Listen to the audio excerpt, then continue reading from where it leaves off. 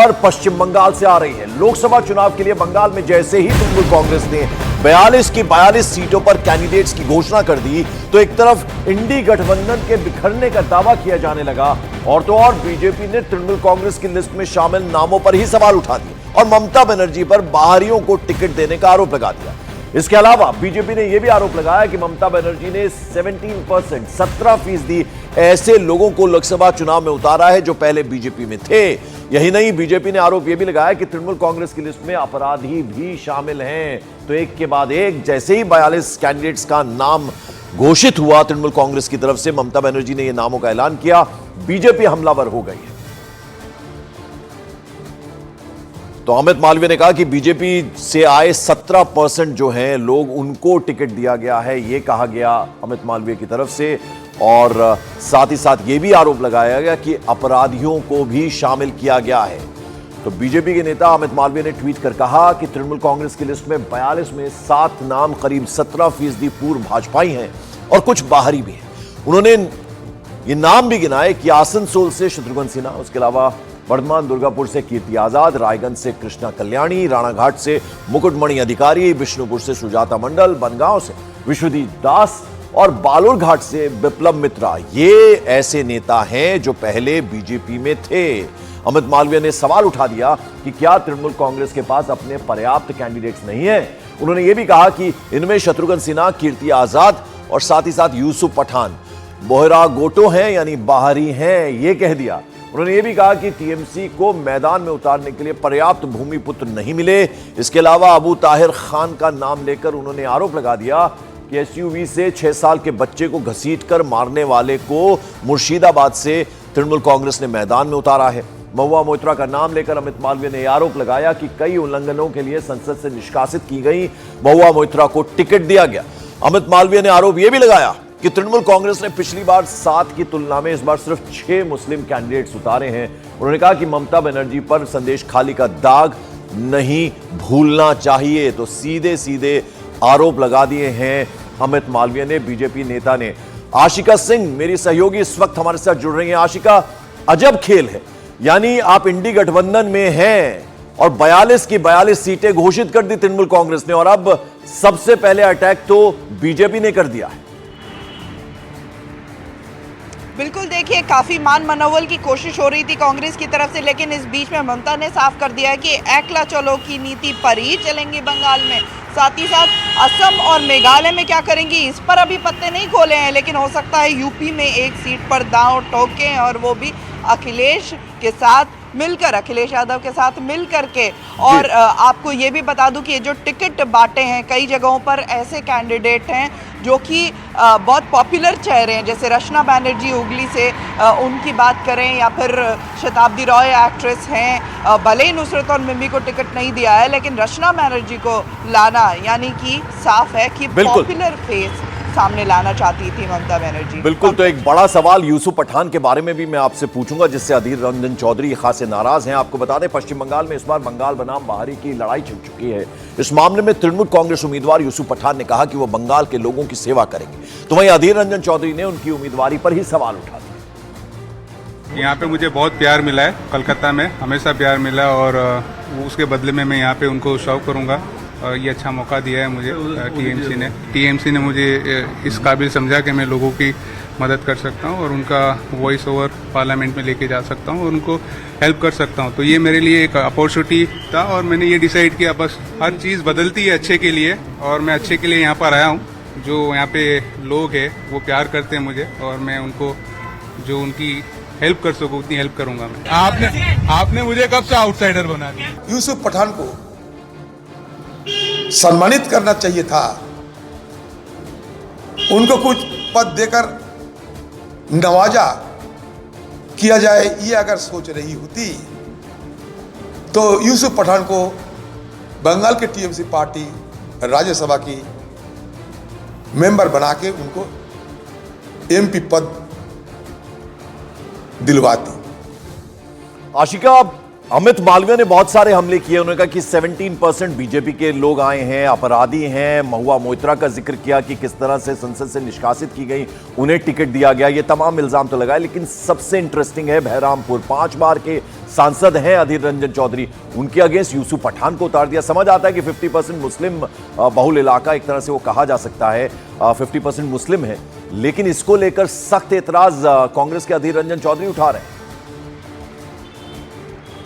कहीं ना कहीं घबराए हुए नजर आ रहे हैं पंकज अधीर रंजन चौधरी, और जो शब्द आप इस्तेमाल कर रहे थे बहिरागतो, उसको लेकर के सबसे बड़ी राजनीति टीएमसी बीजेपी पर आरोप लगाती रही है कि बीजेपी बहिरागतो यानी कि बाहरी दल है। लेकिन अब जब टिकटों का आवंटन हुआ है, शत्रुघ्न सिन्हा है, कीर्ति आजाद है, यूसुफ पठान है, तो बीजेपी ये सवाल उठा रही है कि क्या धरती पुत्र कम पड़ गए थे कि बाहर से लोगों को लाना पड़ा टिकट देने के लिए। यूसुफ पठान सबसे बड़ा तुरुप का इक्का कह सकते हैं कि वो सबसे बड़ा नाम, और अधीर रंजन चौधरी के खिलाफ, यानी कि संकेत साफ है कि कांग्रेस को किसी भी तरह से बख्शने नहीं वाली है टीएमसी। चलिए, बहुत बहुत शुक्रिया इस अपडेट, इस जानकारी के लिए आशिका आपका। और यहाँ एक इंटरेस्टिंग बात ये भी बता दें कि 2 फिल्मी चेहरे जो है, नुसरत जहां और मिमी चक्रवर्ती, इनकी टिकट कट गई है इस बार। आगे बढ़ते हैं। केंद्रीय मंत्री गिरिराज सिंह ने तृणमूल कांग्रेस के उम्मीदवारों पर कई तरह के सवाल खड़े किए, तो तृणमूल कांग्रेस उम्मीदवार कीर्ति आजाद ने भी बीजेपी पर निशाना साध दिया।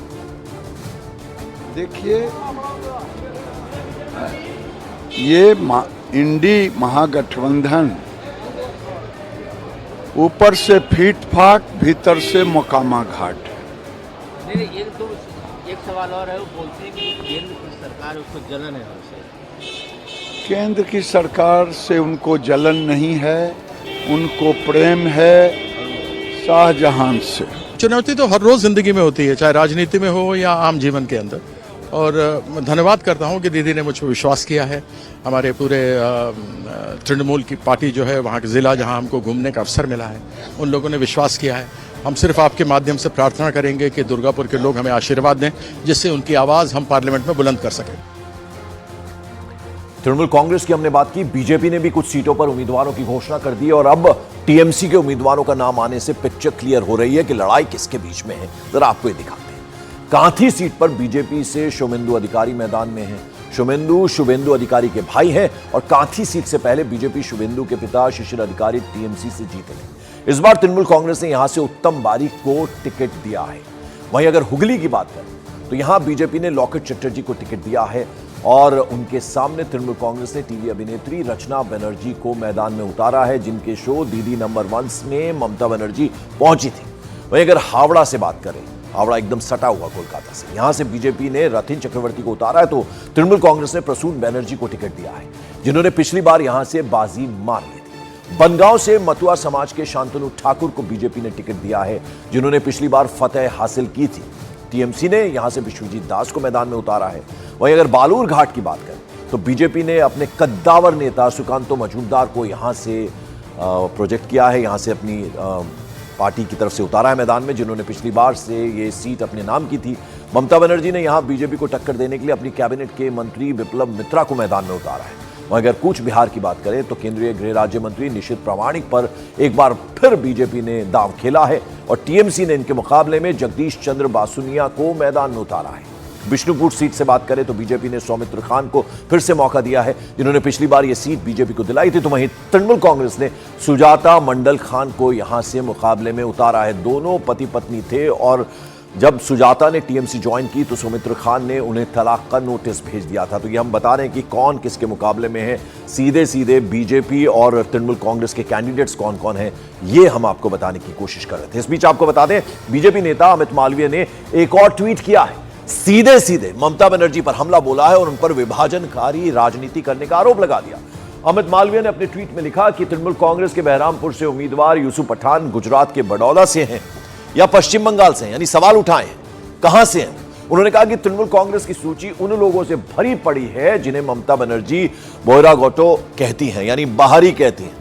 अमित मालवीय ने यह भी कहा है अपने ट्वीट में कि उनकी विभाजनकारी पॉलिटिक्स पर शर्म आती है, जो पश्चिम बंगाल को पीछे धकेल रही है। सीधे सीधे हमलावर हुए हैं, एक के बाद एक बातें उन्होंने कह दी हैं कि उनकी राजनीति पर शर्म आती है, जो पश्चिम बंगाल को पीछे लेकर जा रही है।